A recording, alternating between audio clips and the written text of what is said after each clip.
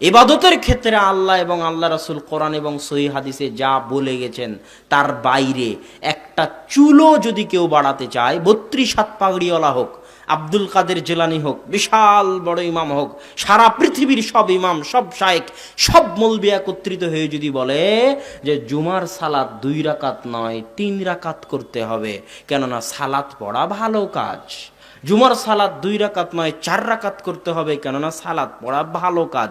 সারা পৃথিবীর সব ইমাম, সব মৌলবি, সব হুজুর একত্রিত হয়ে যদি বলে, তবুও সেটা বেদাত হবে।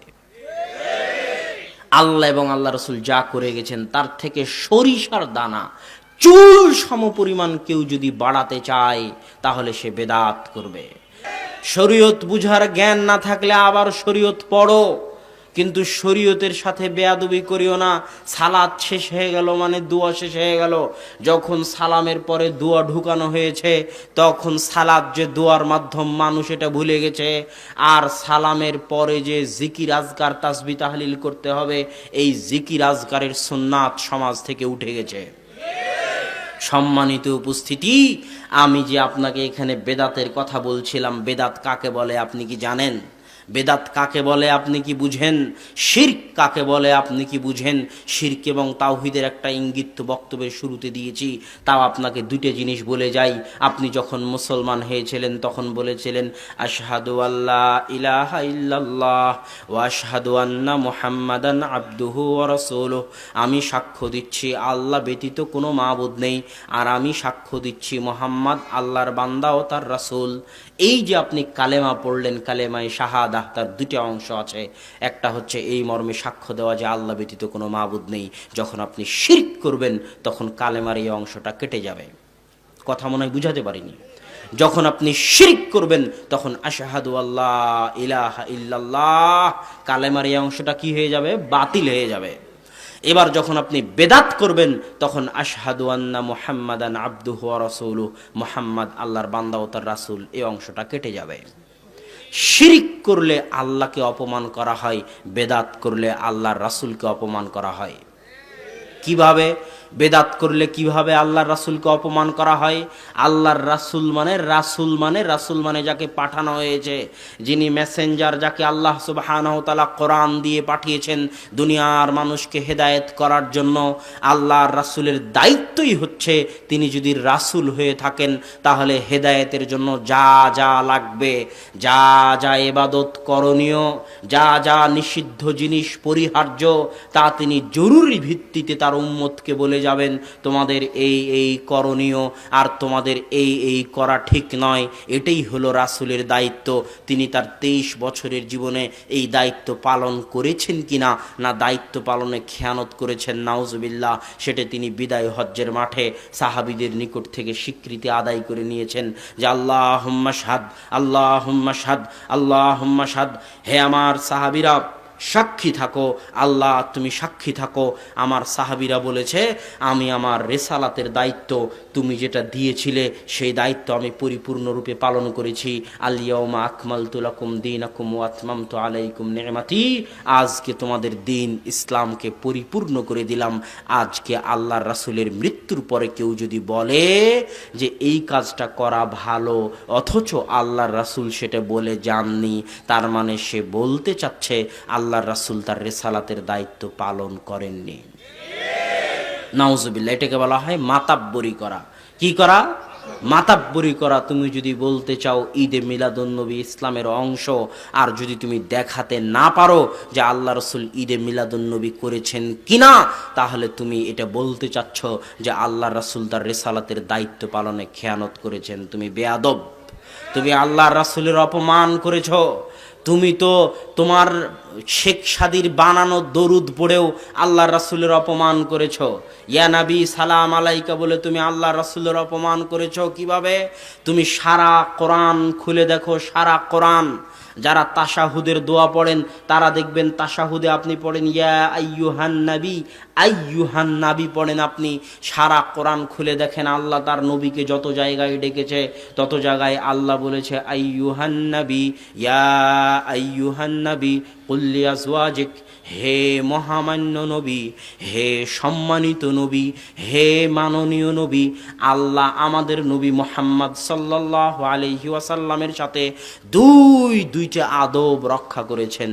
আল্লাহ আমাদের নবী মুহাম্মদ সাল্লাল্লাহু আলাইহি ওয়াসাল্লামের সাথে এত বড় সৃষ্টিকর্তা হয়েও, এত বড় মহাপরাক্রমশালী সত্তা হয়েও তার বান্দা, তার নবী মুহাম্মদ সাল্লাল্লাহু আলাইহি ওয়াসাল্লামের সাথে কয়টা আদব রক্ষা করেছেন? দুইটা। এক, কোরআন খুলে দেখেন সব নবীকে আল্লাহ নাম ধরে ডাকছে, ইয়া জাকারিয়া, ইয়া ইব্রাহিম, সব নবীকে আল্লাহ কি ধরে ডেকেছে? নাম ধরে। সারা কোরআনে কোথাও পাবেন না আল্লাহ বলছেন ইয়া মুহাম্মদ। আল্লাহ তার নবীর নাম ধরে ডাকেননি। দুই,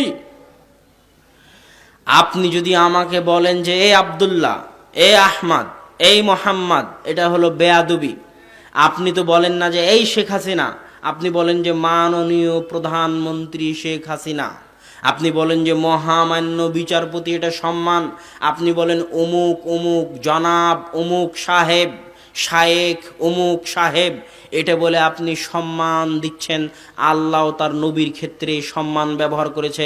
আল্লাহ বলেননি ইয়া নাবী, ইয়া নাবী মানে এই নবী, ইয়া নাবী মানে এই নবী, আর ইয়া আইয়ুহান নাবী মানে হে মহামান্য নবী, হে সম্মানিত নবী। আল্লাহ তার নবীর সাথে আদব রক্ষা করেছে। আর এরা বলে আশেকে রাসূল, তারা নাকি আল্লাহ রাসূলের ইশকে পাগল, আর ইয়া নাবী বলে আল্লাহ রাসূলের সাথে বেয়াদবি করতেছে, তার হুঁশ নাই। তাদেরকে ফিরে আসতে হবে। মুসলিম ভাই, তোমাকে লক্ষ্য করে বলতেছি, এই দরুদের মাধ্যমে তুমি প্রত্যেক দিন তোমার রাসূলকে অপমান করতেছ। তুমি আল্লাহর রাসূলকে ভালোবাসার দাবিতে মিথ্যুক। তুমি আল্লাহর রাসূলকে ভালোবাসার দাবিতে মিথ্যুক। আল্লাহর রাসূলকে ভালোবাসার দাবিতে মিথ্যুক।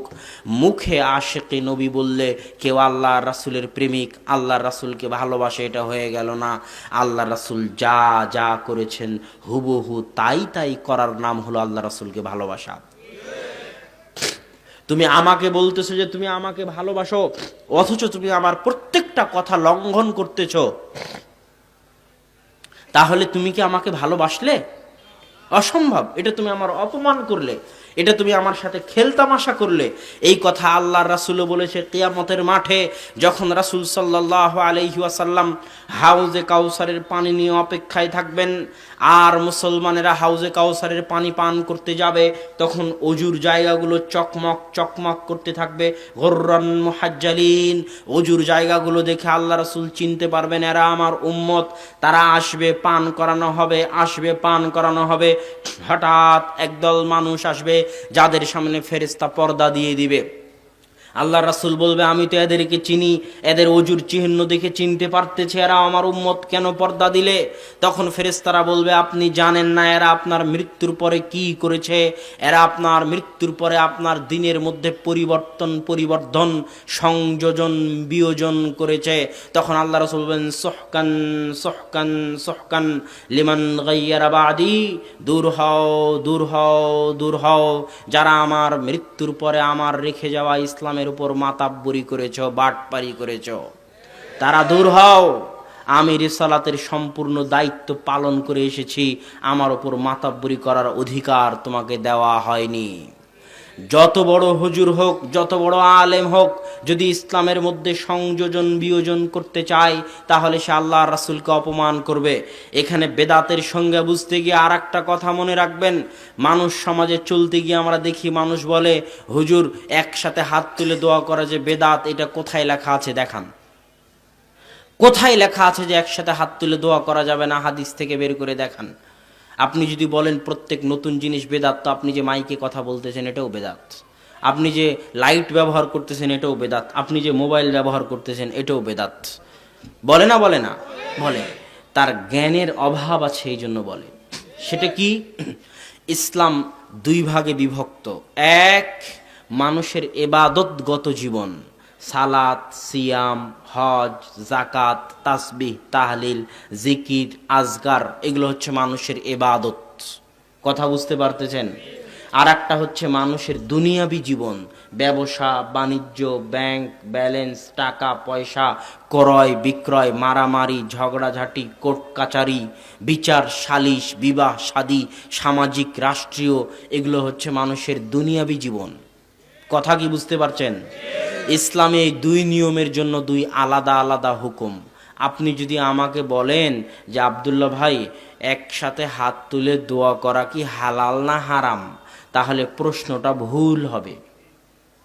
আপনাকে বলতে হবে একসাথে হাত তুলে দোয়া করা কি সুন্নাত না বেদাত। আপনি যদি আমাকে জিজ্ঞেস করেন আব্দুল্লাহ ভাই, মদ সুন্নাত না বেদাত, মদ খাওয়া, তাহলে প্রশ্ন বহুল হবে। আপনাকে জিজ্ঞেস করতে হবে মদ খাওয়া হালাল না হারাম। তথা হালাল হারাম এই হুকুমটা সম্পৃক্ত মানুষের দুনিয়ার সাথে। কিসের সাথে? হালাল হারাম এই হুকুম সম্পৃক্ত মানুষের দুনিয়ার সাথে। আর সুন্নাত বেদাত এই হুকুম সম্পৃক্ত মানুষের ইবাদতের সাথে। হালাল হারামের ক্ষেত্রে নিয়ম হচ্ছে, হালাল হারামের ক্ষেত্রে মূলনীতি হচ্ছে আল্লাহ এবং আল্লাহ রাসূল, আল্লাহ কোরআনে, আল্লাহ রাসূল সহিহ হাদিসে যা যা নিষেধ করে গেছেন, যা যা হারাম করে গেছেন, তা বাদ দিয়ে কিয়ামত পর্যন্ত যা যা আবিষ্কার হবে সবই হালাল। কথা যদি বুঝতে না পারেন আমি আরো স্পষ্ট করি। আল্লাহ রাসূল, আল্লাহ বলেছেন কোরআনে, হুররিমাত আলাইকুমুল মাইতাহ, তোমাদের উপর মৃত জিনিসের গোশত খাওয়া হারাম, ওয়াদ্দাম, তোমাদের উপর রক্ত খাওয়া হারাম, ওয়ালাহমুল খিনজির, তোমাদের উপর শুকুরের গোশত খাওয়া হারাম। এগুলো আল্লাহ কোরআনে বলেছে। আল্লাহ রাসূল বলতেছে প্রত্যেক যে প্রাণীর থাবা আছে ওই প্রাণীর গোশত খাওয়া হারাম। জি মিখলাবিন, প্রত্যেক যে প্রাণীর থাবা আছে, যেমন ঈগলের থাবা আছে, যার থাবা আছে তার গোশত খাওয়া হারাম। জি নাবিন, যার শিকারি দাঁত আছে, মানুষের যেমন দুই দিকে উঁচা শিকারি দাঁত, এরকম প্রত্যেক যে প্রাণীর শিকারি দাঁত আছে তার গোশত খাওয়া হারাম। আল্লাহ রাসূল বলতেছে, আল্লাহ রাসূল বলতেছেন যারা অপবিত্র জিনিস খায়, দাজ্জালা, যারা অপবিত্র জিনিস খায়, এমন এমন মুরগি যে মানুষের গু খেয়ে মানুষ হয়, ওই রকম মুরগির গোশত খাওয়া হারাম। আল্লাহ রাসূল বলে গেছে যারা অপবিত্র জিনিস খেয়ে যে শরীর বড় হয়েছে, গঠিত হয়েছে, ওই রকম প্রাণীর গোশত খাওয়া হারাম। যারা হিংস্র প্রাণী তাদের গোশত খাওয়া হারাম। এভাবে আল্লাহ রাসূল বলে গেলেন। আল্লাহ এবং আল্লাহ রাসূল যা যা নিষেধ করেছেন তা আমার সামনে এখন উপস্থিত। এখন এই কয়টা বাদে কিয়ামত পর্যন্ত যত খাবার আবিষ্কার হবে। আল্লাহ রাসূলের যুগে হায়দ্রাবাদি বিরিয়ানি ছিল? আল্লাহ রাসূলের যুগে বিফ বার্গার, চিকেন বার্গার ছিল? ছিল না। কথা মনে হয় আমি বুঝাতে পারিনি। তো আল্লাহ রাসূল যা যা হারাম করে গেছেন তা বাদে কিয়ামত পর্যন্ত যত খাবার আবিষ্কার হবে, যার মধ্যে শুকরের গোশত থাকবে না, যার মধ্যে মৃত জিনিস থাকবে না, রক্ত থাকবে না, যার মধ্যে হিংস্র প্রাণীর গোশত থাকবে না, থাবাওয়ালা প্রাণীর গোশত থাকবে না, শিকারী দাঁতওয়ালা প্রাণীর গোশত থাকবে না, অবৈধ জিনিস থেকে গঠিত প্রাণীর গোশত থাকবে না, এরকম যত খাবার পৃথিবীতে আসবে, যত খাবার এলাকা ভেদে, সব খাবার কি হবে? হালাল। কথা কি এবার বুঝতে পারছেন? আল্লাহ সুবহানাহু ওয়া তাআলা ওয়াহিল্লা লাকুম, তোমাদের জন্য হালাল করে দিয়েছি ক্রয় বিক্রয়, আর তোমাদের জন্য হারাম করে দিয়েছি সুদ। ক্রয় বিক্রয়ের মধ্যে আল্লাহ এবং আল্লাহ রাসূল অনেক কিছুকে হারাম করেছেন, অনেক কিছুকে হারাম করেছেন। ওই হারামগুলো বাদে কিয়ামত পর্যন্ত যত ব্যবসা আবিষ্কার হবে, এই যে মোবাইলের ব্যবসা, মোবাইলে কথা বলা, ফ্ল্যাক্সি লোড, ইন্টারনেট, এই যে এই ব্যবসা আল্লাহ রাসূলের যুগে ছিল? মোবাইল ক্রয় বিক্রয়ের ব্যবসা আল্লাহ রাসূলের যুগে ছিল? ছিল না। কিন্তু আল্লাহ রাসূল যা যা নিষেধ করে গেছেন তা বাদে যত ব্যবসা পৃথিবীতে আবিষ্কার হবে সব ব্যবসা কি হবে? হালাল হবে। আর যা নিষেধ করে গেছেন তা ঢুকতে থাকবে। কিছু উসুল, কিছু মূলনীতি আছে যা সব জায়গায় প্রযোজ্য, সব জায়গায় ঢুকবে। প্রত্যেক যে জিনিস মানুষের মাথায় মাদকতা আনে তা খাওয়া হারাম, তার অল্প খাওয়া হারাম। কিয়ামত পর্যন্ত যা যা মানুষের মধ্যে মাদকতা আনবে তা হারাম, আর যা যা মাদকতা আনবে না তা যত নতুনই হোক না কেন সেটা কি? হালাল।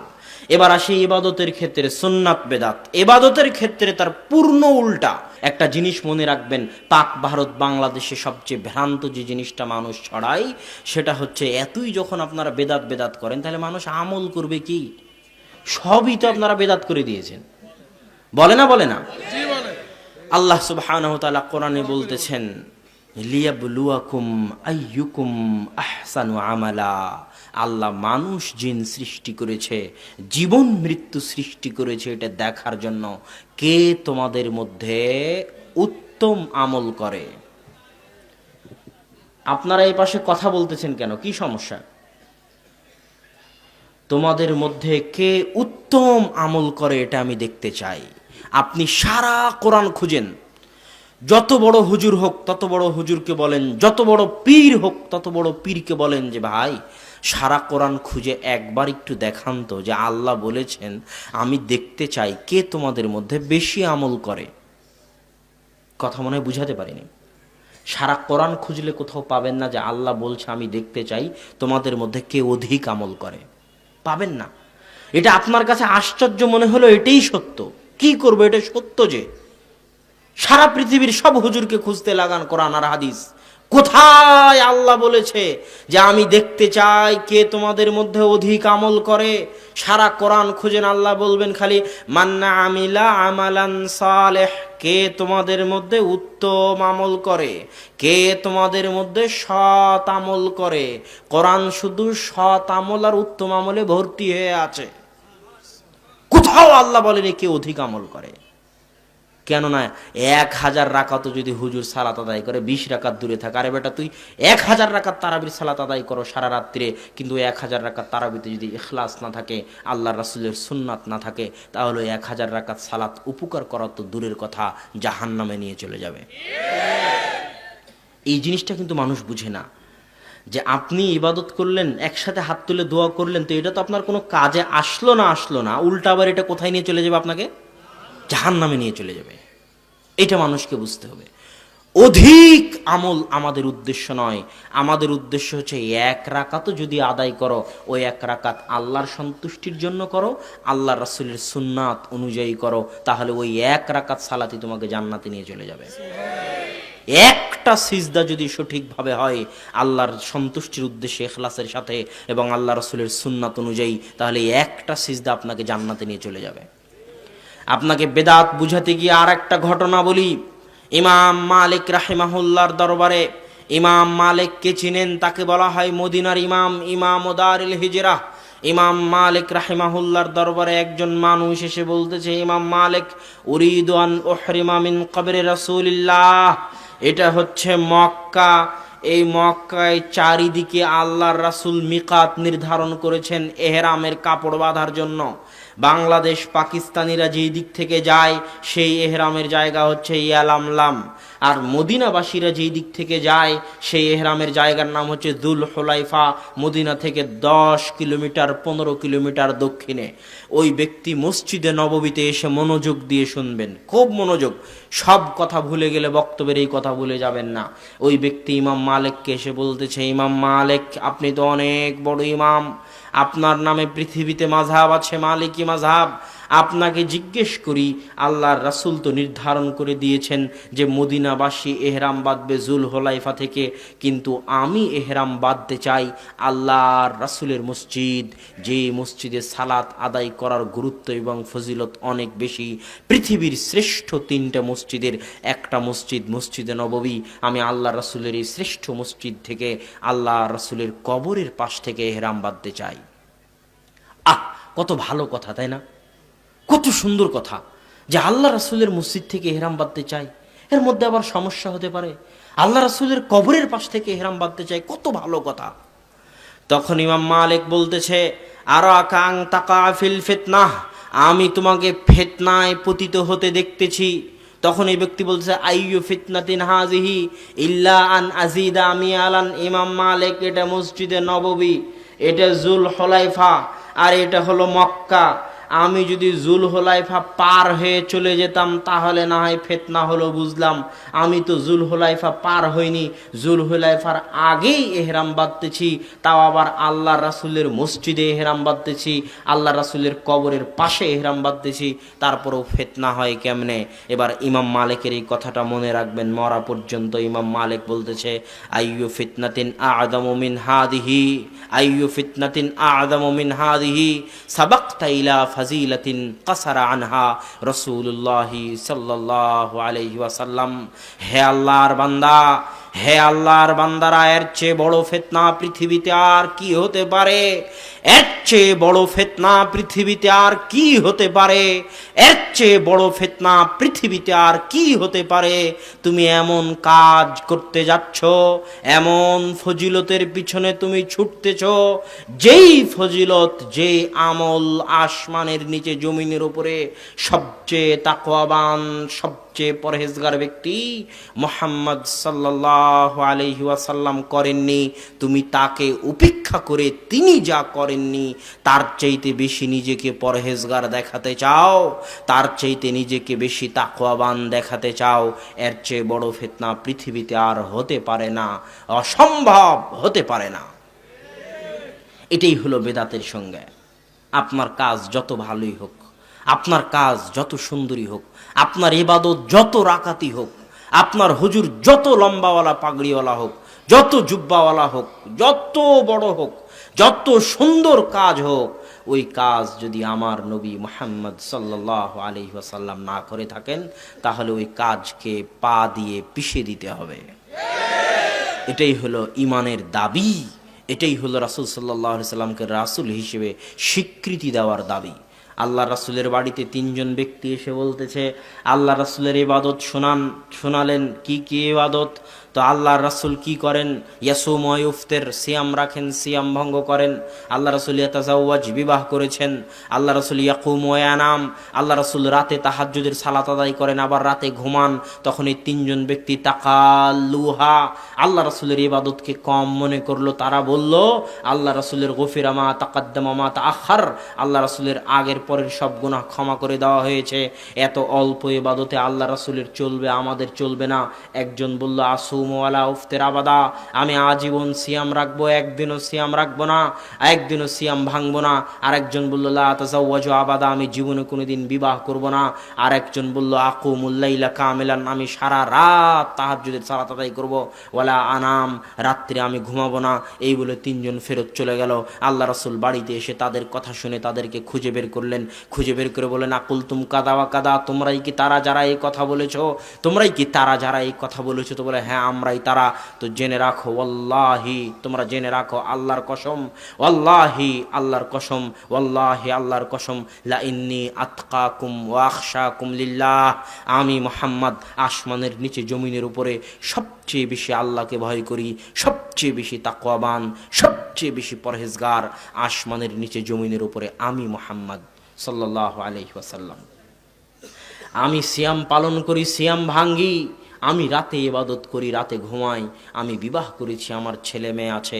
মান রাগিবা আন সুন্নতি ফালাইসা মিন্নি, যে আমার এই সুন্নাত থেকে মুখ ফিরিয়ে নিল, মাতাব্বরি করবে, দেখাতে চাইবে যে আমার চেয়ে বেশি তাকওয়াবান, দেখাতে চাইবে যে আমি আল্লাহর রাসূল আমার রিসালাতের জিম্মেদারি পালন করিনি, খেয়ানত করে গেছি।